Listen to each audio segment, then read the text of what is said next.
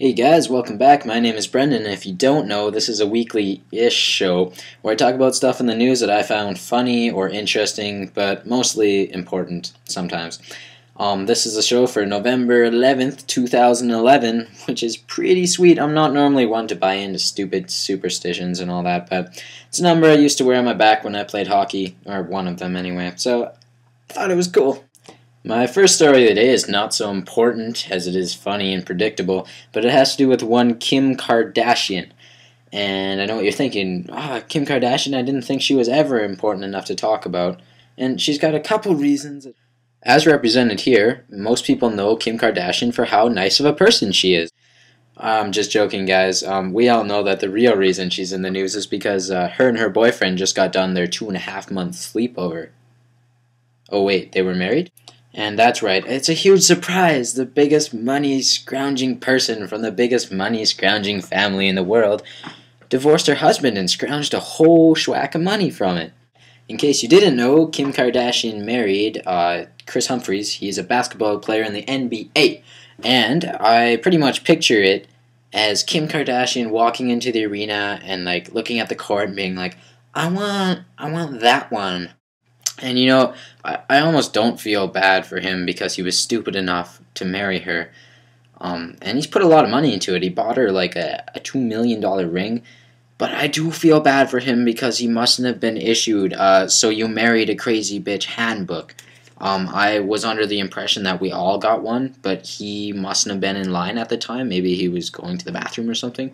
So you can't chalk it up to be all of his fault. And you know, the worst part is it was a bad one too. Like, in the handbook, number 1 is Cleopatra, number 2 is Marie Antoinette, and Kim Kardashian is number 3. I feel really bad for the guy. And you know, it's kind of nice, at least, like, there's a little bit of a golden side. Nobody's gonna make that much fun of him. It's like, you slept with Kim Kardashian,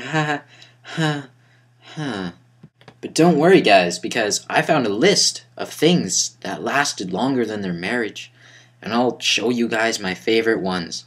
Number 1, that pause between when Dora asks a question and Dora answers a question. Number 2, Justin Bieber's chest hair. Number 3, my iPhone battery. Number 4, planning the actual wedding. And number 5, her sex tape. Too soon? Maybe, but I think it's funny. And now that I have a picture of Dora the Explorer, Justin Bieber, Kim Kardashian, and 2 stuffed rabbits getting it on my computer, I think it's time to stop. Now on to more, I suppose, actual important news. It's more of a moral debate thing, but assisted suicide by doctors and all that jazz. If you don't know what assisted suicide is, it is when a patient has a terminal illness, but they're incapable of ending their own life, and they need somebody else to do it for them, but they wish to have it ended. In Canada, it is illegal. Down there in America, you guys have 3 states that have it legal, actually, and 47 that do not. I'm going to go ahead and say that the most famous case was in the United States, in Michigan, from Dr. Jack Kevorkian.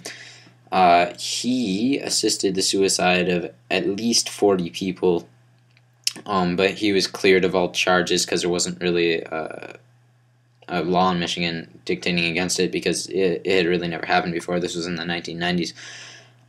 Later on, he videotaped him killing a guy, so yeah, he was crazy, but the moral debate still remains.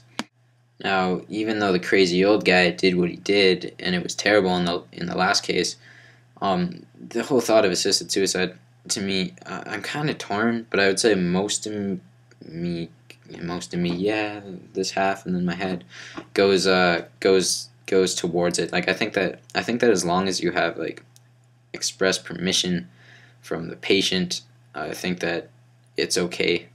Like, because really, they would do it if you weren't there anyway, and just unbearable amounts of uncurable pain.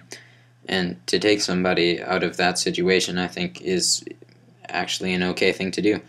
I don't know if most people would agree with me. I would imagine most wouldn't, but that is my opinion on the matter of cell phone. And since I want to end on a lighter note, I might start doing this as just finding one funny picture and throwing it in the video at the very end. This week we're going to have a picture of a guy getting kicked in the balls by a college football punter. Ouch! And he will probably never have children again. Maybe he has already. Who knows? Anyway, I will see you guys next week.